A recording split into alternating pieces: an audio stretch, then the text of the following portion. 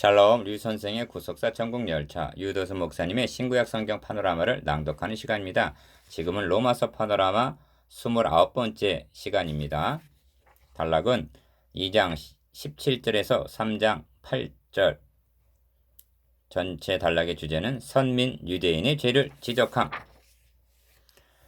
첫째 단원 2장 17절에서 24절 선생된 자의 심판. 29번째 구절은 2장 17절에서 24절 선생된 자의 죄. 유대인이라 칭하는 너가 율법을 의지하며 하나님을 자랑하며 율법의 교훈을 받아 하나님의 뜻을 알고 지극히 선한 것을 좋게 여기며 너가 율법에 있는 지식과 진리의 규모를 가진 자로서 소경의 길을 인도하는 자여 어둠에 있는 자의 빛이요 어리석은 자의 훈도요 어린아이의 선생이라고 스스로 믿으니 그러면 다른 사람을 가르치는 너가 너 자신을 가르치지 아니하느냐? 도둑질 말라 반포한 너가 도둑질하느냐? 간음하지 말라 말하는 너가 간음하느냐? 우상을 가증히 여기는 너가 신사 물건을 도둑질하느냐? 율법을 자랑하는 너가 율법을 범함으로 하나님을 욕되게 하느냐? 기록된 바와 같이 하나님의 이름이 너희로 인하여 이방인 중에서 모독을 받는도다. 사도는 이제 유대인이라 칭하는 너가 하고 17절 상반절 본격적으로 유대인의 죄를 지적하고 있습니다. 유대인의 죄를 공격하되 그들이 의지하며 17절 자랑하는 23절 율법을 들어서 비판합니다. 사도는 두 측면에서 그들의 잘못을 지적하고 있습니다. 17절에서 20절까지에서는 율법을 갖고 있다는 특권의식에 대해 지적하고 21절에서 23절까지에서는 다른 사람은 가르치면서 자신을 가르치지 않는 위선적인 삶을 폭로하고 있습니다. 올바르지 못한 지식에 잘못된 행동은 수반되기 마련입니다. 17절은 유대인이라 칭하는 너가 이렇게 시작되고 있습니다. 기억, 이 말은 유대인이라는 것이 축복이면 축복이지 불리한 입장은 아니라는 것입니다. 유대인이 하나님의 선민이라는 우월성을 일단은 인정하는 말입니다. 니은 바울은 동족에 대한 사랑이 남다른 바가 있었습니다. 그들의 구원을 위해서라면 내 자신이 저주를 받아 그리스도에게서 끊어질지라도 원하는 바라 할 정도입니다. 이런 심정으로 이런 사랑으로 바울은 동족의 죄를 책망하고 있는 것입니다. 이런 애타는 사랑이 없다면 책망하는 대신 입을 다무는 편이 나을 것이라는 깨달음이 듭니다. 바울은 먼저 유대인들의 종교적인 착각을 지적하고 있습니다. 유대인들은 네 가지 자랑을 가지고 있었습니다. 기억, 첫째, 우리 민족은 율법을 가지고 있다. 17절 상반절 니은 둘째, 하나님은 우리 민족의 하나님이시다. 17절 하반절 디귿 셋째, 하나님의 뜻을 우리만이 알고 있다. 18절 상반절 리을 넷째, 그러하기 때문에 선과 악을 구별할 줄 아는 18절 하반절 민족은 우리밖에 없다. 3. 이 원리에 입각해서 그들은 또 네 가지의 특권을 내세웠습니다. 기억, 소경의 길을 인도하는 자요. 19절 중반절 니은 어둠에 있는 자의 빛이요. 19절 하반절 디귿 어리석은 자의 훈도요. 20절 상반절 리을 어린아이의 선생이라고 20절 하반절 믿고 있었던 것입니다. 4.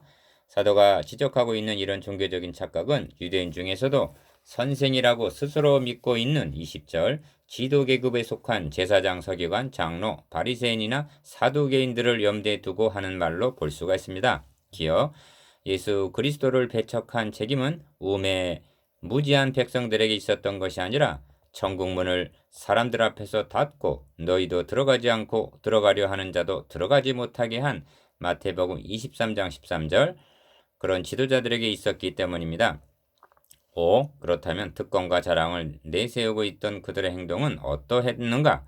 사도는 그들의 위선적인 삶을 폭로합니다. 기억 21절에서 그러면 다른 사람을 가르치는 너가 너 자신을 가르치지 아니하느냐 하고 묻고 있습니다. 이것이 위선적인 지도자를 구별하는 기준이 되는 것입니다. 너는 다른 사람을 가르친 그대로 행동하고 있느냐? 너는 너가 설교한 그대로 살고 있느냐 하고 묻고 있는 것입니다. 만일 그렇게 하고 있지 않다면 그는 외식하는 위선자의 회칠한 무덤일 수밖에 없습니다. 이유, 그리고 구체적인 사례를 열거합니다. 도둑질 말라 반포하는 너가 도둑질하느냐? 간음하지 말라 말하는 너가 간음하느냐? 우상을 가증히 여기는 너가 신사 물건을 도둑질하느냐? 21절에서 22절 기억, 사도가 지적하고 있는 이 목록들은 주님께서 화 있을진저 외식하는 서기관들과 바리새인들이여 하고 마태복음 23장 13절 책망하신 목록들과 뜻을 같이 하고 있습니다. 주님은 서기관들과 바리새인들이 모세의 자리에 앉았으니 그러므로 무엇이든지 저희의 말하는 바는 행하고 지키되 저희의 하는 행위는 본받지 말라. 저희는 말만 하고 행치 아니하며 또 무거운 짐을 묻고 사람의 어깨에 지우되 자기는 이것을 한 손가락으로도 움직이려 하지 아니한다 하셨습니다. 마태복음 23장 2절에서 3절 7. 사도가 유대인들의 외식적이고 위선적인 죄를 지적하는 마당에 인칭을 어떻게 사용하고 있는가를 주목할 필요가 있습니다. 너희들 이러하지 않고 너가 하고 지목하듯 말씀하고 있다는 점입니다. 너희들이라고 말하면 자기는 해당되지 않노라고 적당히 넘어가고 빠져나갈 여지가 있겠지만 손가락으로 가리키듯 너가 하는 데는 가슴이 뜨끔해질 수밖에 없는 것입니다. 기어 우리는 지금 옛날 이야기를 하고 있는 것이 아닙니다. 또한 유대인 지도자들 이야기만이 아닙니다. 너가 하시는 오늘의 너는 누구입니까?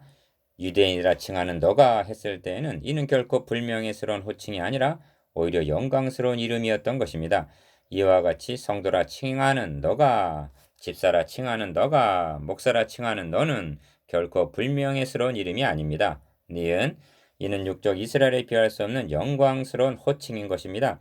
이렇게 칭함을 받는 나는 어떠한가?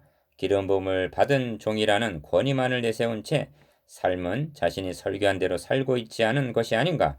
너가 하나님의 말씀과 진리를 깨달은 자로서 소경의 길을 인도하는 자요 어둠에 있는 자의 빛이요 어리석은 자의 훈도요 어린아이의 선생이라고 스스로 믿으니 그러면 다른 사람을 가르치는 너가 너 자신을 가르치지 아니하느냐 하는 말씀은 설교자의 가슴을 찌르는 메스와도 같은 말씀입니다.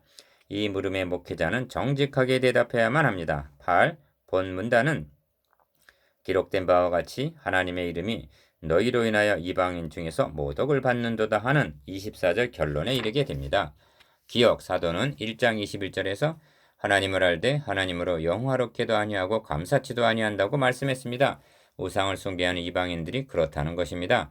그러면 하나님을 믿는다는 우리는 하나님을 영화롭게 하고 감사하고 있는가 하고 묻지 않을 수가 없습니다.